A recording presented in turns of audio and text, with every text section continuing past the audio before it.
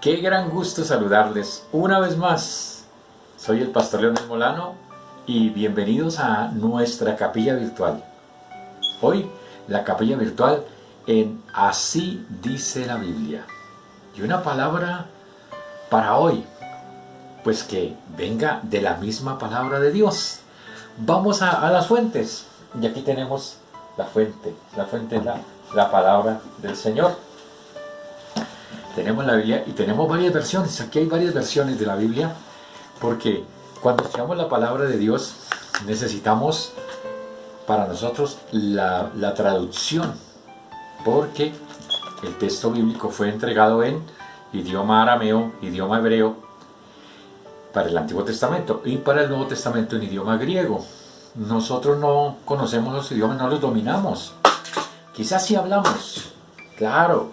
Usted y yo hablamos griego, hablamos latín, hablamos hebreo, decimos palabras, shalom. ¿Quién no dice shalom, no? Y los cristianos pues usamos mucha palabra hebrea. Jehová Nishi, Jehová Rafa, Jehová Makadesh, Jehová Makadeshen, El Shaddai. Cantamos además Elohim, Adonai, son palabras. Y los nombres en hebreo ni más, ni se diga. Mesías, el Mesías, ¿no? Jeremías o Jeremías, Isaías, todos esos nombres son hebreos. Daniel, Joel. Bueno, entonces sí, tenemos palabras del hebreo. Y del griego pues ni se diga, porque usted y yo decimos continuamente odontología, odontos logos, palabras traídas del griego. Cuando usted dice que va a su cita de neumología, neumo, logos, neumo, para hablar del aire, la neumología, neumo es el neuma en griego, la palabra que se usa para el aire y que también se usa para el espíritu. Por eso el neuma o la neumatología es el estudio del aire, del Espíritu Santo. Neumatología. Usted dice, infleme esos neumáticos. ¿Ve usted? Usted habla en griego. Bueno, esos son ejercicios que nos ayudan a entender que sí tenemos herencia de esos idiomas, pero nosotros no los dominamos. Entonces, para poder acercarnos al texto bíblico, dependemos de aquellos expertos, eruditos en el texto griego, en el texto o en el idioma griego, en el idioma hebreo, en el idioma arameo. Y mire usted, idiomas que ya prácticamente han hecho una transición, han evolucionado. Y por decir algo, el griego en que aparecen los manuscritos del Nuevo Testamento no se pueden leer prácticamente con el griego de hoy. Hay que usarlo como ayuda para poder leer ese texto, pero si usted aprende a leer el griego del Nuevo Testamento, pero con ese griego difícilmente se puede comunicar con los griegos de hoy, porque su griego suena todo raro, todo entrecortado, todo antiguo, no, todo extraño, no, ese es otro griego. Han pasado 20 siglos después del griego del Nuevo Testamento, del griego que hablaba Jesús, los apóstoles. En fin, entonces las versiones, las traducciones nos ayudan. Y hoy por eso precisamente la palabra que les traigo tiene que ver con la palabra de Dios. El poder de la palabra. Y el poder de la palabra, mire, en la Biblia, un texto que usted y yo quizás no logramos sacar todo el jugo, la riqueza que tiene. Eso está en la carta a los Hebreos, capítulo 4, versículo 12. Hebreos 4:12. En esta versión, que se llama la Nueva Traducción Viviente, tenemos varias versiones al español. Recuerde que tenemos la Reina Valera del 60, la Reina Valera del 95 revisada. Tenemos también la Biblia Dios habla hoy, la Nueva Versión Internacional. Y del lado de la cristiandad católica, las versiones como la Nácar Colunga, la Biblia de Jerusalén, la de Torres Amad, la Biblia del Peregrino, la Biblia para Latinoamérica, varias traducciones al español, versiones y traducciones. Entonces, esta nueva traducción viviente es una muy buena traducción que nos trata de hacer un buen acercamiento al texto griego. Ese texto leído en esta versión dice así, la palabra de Dios. Pues la palabra de Dios es viva y poderosa, es más cortante que cualquier espada de dos filos. Penetra entre el alma y el espíritu, entre la articulación y la médula del hueso. Deja al descubierto nuestros pensamientos y deseos más íntimos. Y el 13. No hay nada en toda la creación que esté oculto a Dios. Todo está desnudo y expuesto ante sus ojos, y es a Él a quien rendimos cuentas. Qué tremenda presentación que le hace el autor de la carta a los Hebreos a la palabra, al poder de la palabra. Y en ese mismo sentido, el apóstol Pablo a su hijo espiritual Timoteo, luego de haber estado con él, caminado con él mucho tiempo, le deja la mayor herencia, el legado. Ya dice Pablo, yo me tengo que ir, pero quiero dejarte de Timoteo algunas cosas porque me corresponde dejarte el legado. Y le da muchos consejos de cómo desarrollar su ministerio, pero dice, pero ya usted seguirá con el Señor. Pero entre el legado, entre la herencia espiritual que yo le quiero dejar, es la que escribe en su segunda carta a Timoteo, capítulo 3, versículo 16. También lo voy a leer en la Nueva Traducción Viviente, que dice, mire usted, 3, toda la escritura es inspirada por Dios y es útil para enseñarnos lo que es verdad y para hacernos ver lo que está mal en nuestra vida. Nos corrige cuando estamos equivocados y nos enseña a hacer lo correcto. Dios la usa para preparar y capacitar a su pueblo para que haga toda buena obra.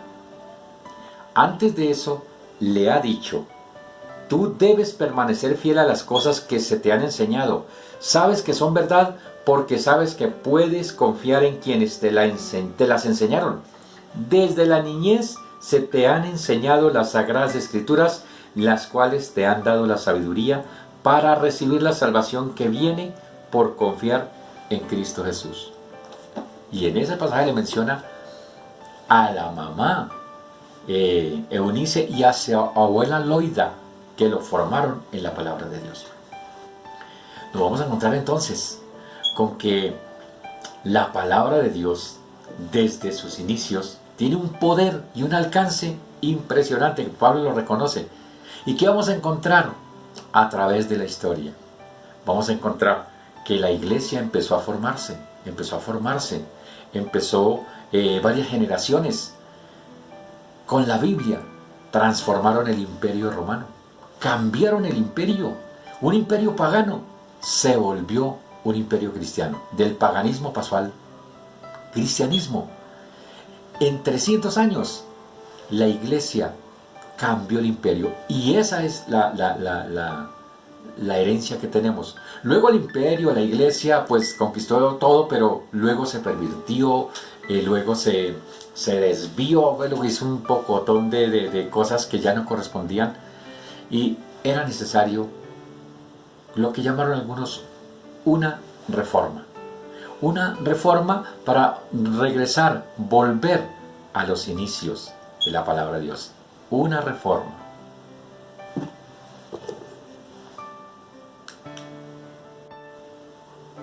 Y de esa reforma, pues nosotros podríamos decir 500 años después somos unos herederos de esas presentaciones, esos postulados que ellos hicieron. 500 años, 5 siglos acercándonos más al texto bíblico. ¿Qué ha sucedido? Nos han hecho un gran favor. La misma reforma religiosa fue basada en la palabra de Dios. Entre los pilares de la reforma está sola escritura, unido a sola fe, unido a sola gracia, unido a solo Cristo, ¿no? Entonces, mire, el pilar fundamental es la Biblia, la palabra de Dios. Basados en la Sagrada Escritura fue que se pudo proponer una reforma. ¿Qué era la reforma? Para hacer las cosas conforme a lo que dice la Sagrada Escritura. Entonces, cuando el apóstol Pablo, para volver a él, quiere mentorear bien, dejar bien aconsejado, bien orientado, bien equipado a su discípulo Timoteo, o mejor dicho, a la siguiente generación de ministros, de personas que han de continuar la tarea de la proclamación del Evangelio, Pablo dice, el mejor equipamiento que pueden tener y que puede tener Timoteo, que va a continuar con esta tarea, ha sido llamado a esto, es que tenga presente en primer orden 1A en su categorización, que lo más importante es la palabra de Dios. Y entonces le suelta esta joya, esta perla. Timoteo, mira, porque le da muchos consejos, le dice por ejemplo cosas como no te metas en discusiones, no te metas a discutir por genealogías, no, eso para nada aprovecha, no estamos llamados a discutir, a pelear, no, eso no es lo nuestro. Lo que tú debes hacer es hacer la obra de evangelista, dedícate a esa tarea. Ahora vas a continuar. ¿Y sabes cuál es la base que necesitas? No te salgas, no te salgas. Ahora, en los consejos, ¿por qué le va a decir eso? No te salgas. En los consejos, él le recuerda a su abuela Loida y a su madre Eunice, que basadas en la palabra lo forjaron en una fe por Dios, por el Señor. Y luego se encuentra con el Señor Jesucristo. No, pues un llamado al ministerio. Y ahora entonces Pablo dice, te voy a reforzar eso. Necesitas saber que todo está en la palabra de Dios. Todo está en la Escritura. Uno ve entonces la historia de la iglesia cristiana y ¿qué encuentra? Oiga, en 20 siglos, naciones completas, generaciones enteras y generaciones sucesivas una tras otra se han basado en la palabra para establecer sociedades. ¿Y las han establecido de qué manera? Uno puede mirar, por ejemplo, la iglesia cristiana cuando nació en Jerusalén. Allá están los discípulos del Señor Jesucristo, están los apóstoles y están los discípulos que se reunieron en número de 120 en un lugar llamado el Aposento Alto. Y allá vino el descenso del Espíritu Santo, una manifestación espectacular, con lenguas repartidas entre ellos. Es una entrada triunfal del Espíritu Santo para iniciar la iglesia, para presentar esta obra o esta empresa espiritual que se encargaría o vendría a encargarse y lo está haciendo hasta ahora de proclamar la buena noticia. 20 siglos haciéndolo y no envejece esa noticia. Es la buena nueva cada día, es la buena noticia. Entonces, Pablo, que es de esos pioneros, ayuda precisamente a estructurar primero la iglesia. Bueno, la familia, las personas, la familia, la iglesia. Y luego la iglesia comienza a hacer su tarea y luego va ganando más y más adeptos. Se va extendiendo, se va expandiendo. Hasta que para el año 313 se descubre que definitivamente esa iglesia basada en la palabra de Dios, basada en lo que dice la Escritura, formó familias, formó grupos, formó la iglesia, estructuró sociedades y transformó el imperio. Para el año 313, conocemos bien, el emperador Constantino no pudo hacer otra cosa que reconocer que definitivamente por todo lado donde él observaba, miraba, acudía, había cristianos en el mismo imperio, en los más altos niveles y en los medios y en los bajos, entre los patricios, entre los campesinos, entre los artesanos, en su familia, su propia madre, cristiana, su esposa Sofía, cristiana, mayordomos del palacio, cristianos, sirvientes cristianos, senadores cristianos. La iglesia había conquistado para ese tiempo más o menos el 60% del Imperio Romano. Una población calculada para esos días en 120 millones de habitantes, el Imperio Romano. y llegar para el 313, 320 a ser la mayoría. Con un 60% de cristianos en todo el imperio, la iglesia es mayoría. El cristianismo se sobrepone al paganismo, porque antes predominaba, campeaba el paganismo por todo el imperio. Todos los pueblos eran paganos. Qué tremenda tarea. Desde los días de Cristo, en el año 27 que muere en la cruz, pero resucita al tercer día, entonces está vivo, pero desde esa fecha hasta el 313, calcule usted, casi 300 años pasan, por lo menos 10 generaciones una tras otra de la iglesia cristiana. Pero ¿cómo fue ese trasegar?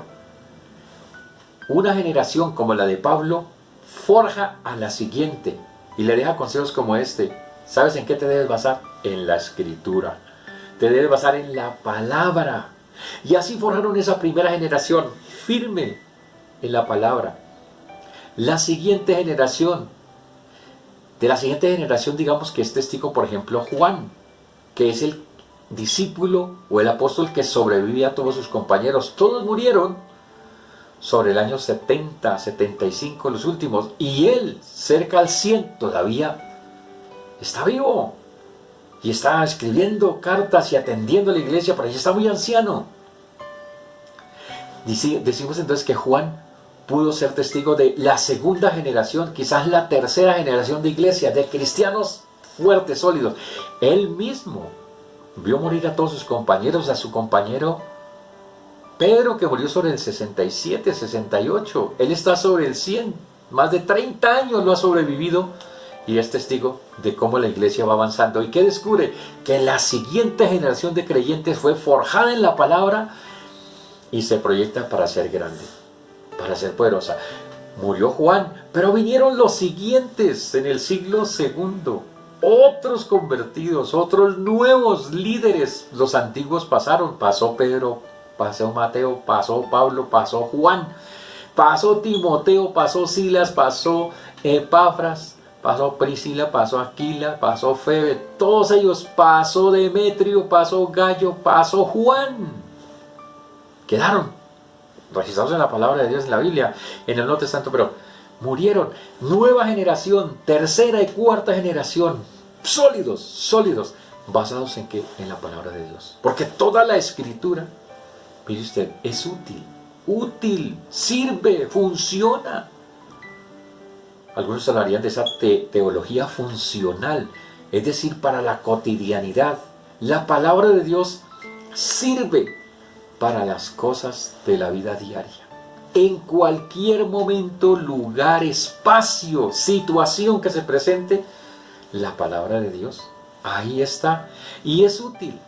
Entonces, mire usted,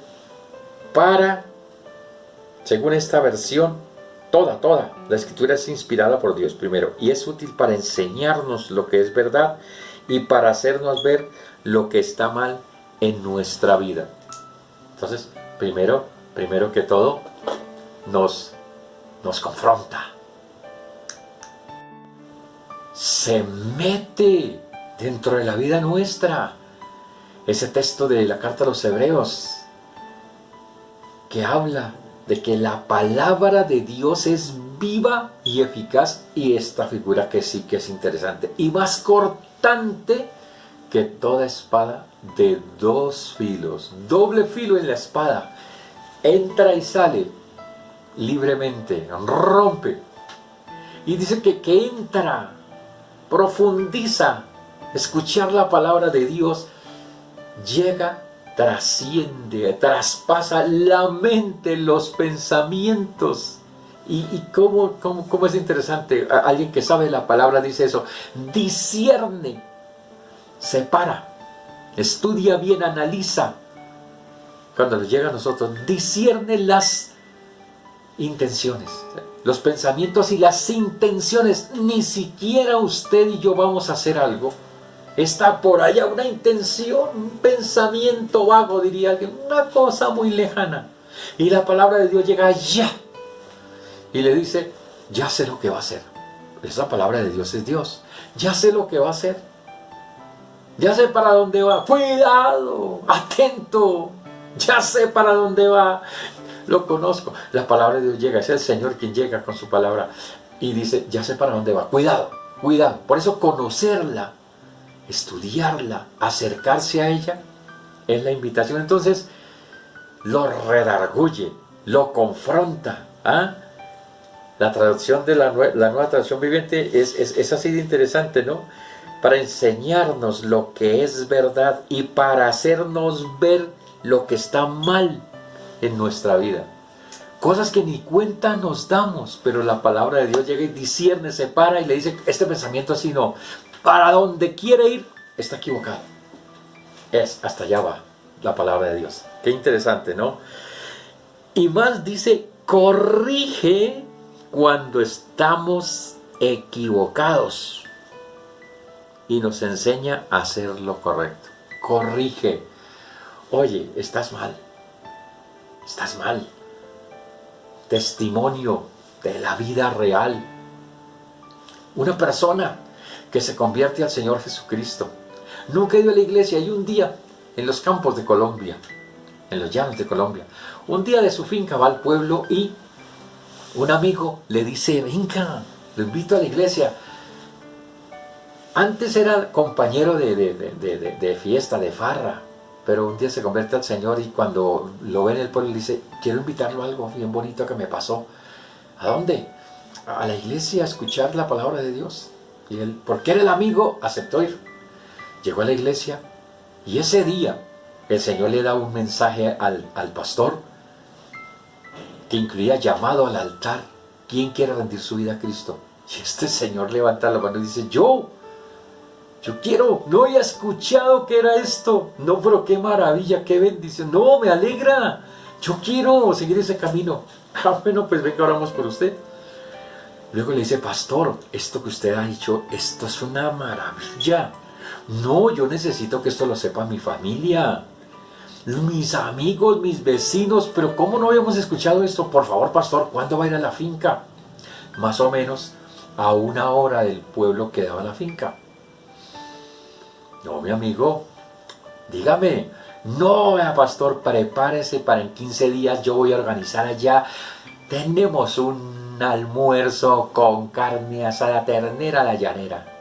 Y yo soy capaz de reunirle por lo menos 100 personas entre mi familia, mis trabajadores, mis vecinos, amigos, todos. Yo le reúno por lo menos 100. El pastor dijo, no, pues una iglesia. ¿Qué hago una iglesia con 100? ¿Montamos una iglesia? ¡Claro! Y el pastor dijo, no, pues que se nos convierta un buen número. No, pues empezamos a hacer un discipulado. Vamos a montar una finca en una casa, una iglesia en esa casa, en esa finca. A los 15 días va, efectivamente. Lleva a algunos hermanos de la iglesia y está allá. Y bueno, pues que efectivamente reunió más de 100. Todos los trabajadores, los familia, sus hijos grandes, pequeños, medianos, pequeños, sus hijas, los vecinos. Y empieza el Señor cuando recibe al pastor. Oh, pastor, qué bueno que vino. Mire, le tengo a la gente. Estamos preparados. Y venga, le presento, viene el vecino, el otro vecino, el capataz, el otro señor que mayor, mi hijo mayor, mi otro hijo, mire, ya es casado, mire, tiene su esposa, sus hijos. ¡Wow! El pastor dijo, ¡qué cantidad de gente! Entonces, la idea es que hacemos primero el culto y luego cerramos con el almuerzo. Bueno, está presentándole aquí y luego, pastor, le presento a mi señora Alicia. ¡Ay, tanto gusto! Con ella, 10 hijos nos ha dado Dios. Ahora entiendo que Dios nos los ha dado. Y esos muchachos son los que me ayudan, las muchachas, ¿no? Casados unos, otros todavía solteros, pero están conmigo. ¡Uy, qué bonita familia! No, mejor dicho, qué bendición. Ah, me alegra mucho. Y le sigue presentando. Aquí, Luego, más adelante, pastor, le presento a mi otra señora, Alcira.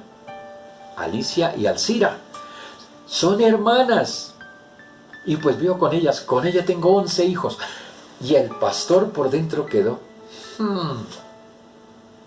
todo iba bien supuestamente, ¿no? Desde su punto de vista, pero esta aquí se escuadró. ¿Qué le digo? está en adulterio, no, ni siquiera está casado, está en fornicación, no, esto está... Y toda una gran familia, y todos aceptan, eso está bien. Pero él ve que por la palabra, no, eso hay que corregir, pero ¿cómo le digo este entusiasmo tan tremendo? ¿Cómo hago? Y entonces vino el culto, todo, predicó la palabra, y pidiéndole sabiduría al Señor qué hacer. Y al final lo que les puedo decir fue, bueno, yo traje algunas Biblias de la iglesia y se las voy a dejar, y quiero dejarles tarea. En la próxima semana vamos a venir otra vez, pero les quiero dejar tarea para que empiecen a leer la Biblia en orden, vayan leyendo, y para que tengan preguntas. Bueno. Y una hora antes del culto hacemos la reunión para las preguntas. Les dejó la palabra de Dios, les dio todo eso. ¿Y qué ocurrió? A la siguiente reunión, preguntas. Sí, señor. Oiga, pastor, mire que estuve leyendo ahí, le dice el Señor, estuve leyendo ahí y hemos tenido unas discusiones tremendas con mis hijos y mis señoras, porque ahí dice que hay que diezmar, que Abraham diezmó, que Jacob diezmó, y por todo aparece el diezmo. Y yo les digo a estos muchachos, nunca hemos dado nada, le hemos robado a Dios, y aquí dice, mire, que uno roba a Dios, que uno debe dar para Dios. Nosotros no hemos dado nada, y hemos tenido unas discusiones. ¿Qué hay que hacer, pastor? Y dice que el pastor dijo, pues, ¿qué le dice la palabra? Digo, no, que hay que diezmar, pues nos vamos a poner al día. El pastor dijo, yo no les dije nada, la palabra les dijo. Siguiente semana, pastor, mire, le siguieron leyendo, mire, pastor, el Señor, mire, pastor, leímos aquí en la Biblia un asunto, y que eso sí hemos tenido problema, porque aquí dice que del matrimonio uno se debe casar, según lo que leímos, que es con una sola. Al principio era así, y yo tengo dos, con ninguna me he casado, pero y aquí hemos discutido todo. Pastor, yo quiero que hablemos un ratico afuera. Y entonces, bueno, el pastor dijo, ¿y ahora qué le voy a decir? Y aparte, va él con sus dos señoras, con las dos hermanas, con Alicia y con Alcida. Le dice, pastor, por la palabra de Dios, por la Biblia, la hemos leído, hemos orado como usted nos ha enseñado, y le hemos pedido al Espíritu Santo que nos ayude. ¿Y sabe qué? El Espíritu Santo me dijo, te tienes que casar con una de ellas. Habla con ellas y yo te voy a guiar, lo que tú quieras. Y bueno, el Espíritu Santo me dijo que me dejo casar con Alicia. Y ya lo charlamos, ya lo discutimos con nuestros hijos, sí, señor. Así que, pastor, lo que nosotros queremos es organizar la boda. El pastor quedó aterrado, se quedó en silencio. Digo, pues, bueno, si eso es lo que ustedes quieren, pues vamos a hablar. ¿Qué pasó aquí? Pues hagámoslo. Con un resultado de esos, digo yo, ese pastor es un privilegiado. Claro, él lo sabía, por supuesto, que la palabra de Dios, el texto bíblico, pues tiene ese poder, el poder de la palabra. Él dejó que, leyendo la palabra, imagínense una situación de esas, ¿quién da consejo y consejo sabio? El mejor consejo es la palabra. Cuando la palabra de Dios llega, toca, transforma. Y ese es entonces también lo que tenemos para hoy, el alcance de la palabra. El alcance de la palabra de Dios ha alcanzado generaciones. Podemos hablar desde los días de Abraham, cuando se empezó a forjar la nación hebrea, y trascendió 20 siglos, llegó el Mesías, y desde el Señor Jesucristo hasta nuestros días, otros 2000 años, transformando naciones. Un imperio romano con más de 120 millones de habitantes, totalmente entregado al paganismo, y llega la palabra de Dios, el legado que dejó Pablo a su hijo Timoteo, porque le dice, Timoteo, yo no te voy a dejar riquezas, no te voy a dejar casas, fincas, no, eso no lo voy a dejar, porque no tengo. Le quedaron los rollos tal vez, pero a Timoteo, a Tito, a Filemón, a Epafras, a Silas, a todo su equipo, a sus familiares, no les dejó casas, fincas, porque además todo lo que él tenía lo entregó para la obra de Dios. Pero les voy a dejar el más grande legado, porque fuimos llamados para transformar el mundo. Pablo está convencido de eso. ¿Y cómo lo vamos a hacer? Para transformar personas, para transformar matrimonios, para transformar familias, para transformar pueblos, para transformar sociedades, para transformar naciones, y en este caso para transformar imperios, muchas naciones. ¿Con qué se va a poder hacer? Esos 12 discípulos de esos 120, luego 3000, luego 5000 y luego empieza a crecer. 300 años le bastaron para conquistar el imperio y transformarlo de ser un imperio entregado, sumido, hundido en el paganismo, transformarlo para que la gran mayoría fuera cristiana. Y luego prácticamente la totalidad del imperio romano fue cristiano, y del imperio romano se trasladó el evangelio para el resto del mundo. Y hoy en día han pasado 20 siglos desde el Señor Jesucristo, o 1700 años desde ese momento que el cristianismo conquistó el imperio romano, y nosotros somos la generación que está de turno, la que está en el momento. Hemos recibido el legado y somos de aquellos que decimos: sí, señores, claro, déjele a sus hijos casa, carro, beca, déjeles acciones, déjeles posesiones, todo eso está bien, pero no les deje eso, sino les deja el otro legado espiritual, porque ellos se van a quedar con todo. Y sabe que si usted les dejó un buen legado, el legado que valga la pena, se lo gastan todo. Y usted trabajó, usted se entregó por completo, dedicó su vida para dejarle a sus hijos, y sus hijos reparten y cada uno se gasta en cerveza, se gasta en trago, se gasta lo que usted es feliz de dejarles, pero ellos feliz de gastarlo. Esa es la realidad, eso es así, eso no estoy inventando nada. Pero si usted quiere algo, fórjelos en la palabra de Dios y déjenles ese legado, toda la palabra de Dios. Que amen la palabra, que se acerquen, usted forme en la palabra, usted como padre, usted como hermano, usted como familiar, usted como maestro, donde quiera que esté. Vamos a guiarnos por la palabra, vamos a formar una sociedad nueva, diferente. Los que estamos ahora estamos en turno entregando el legado. ¿Y qué tenemos que entregar?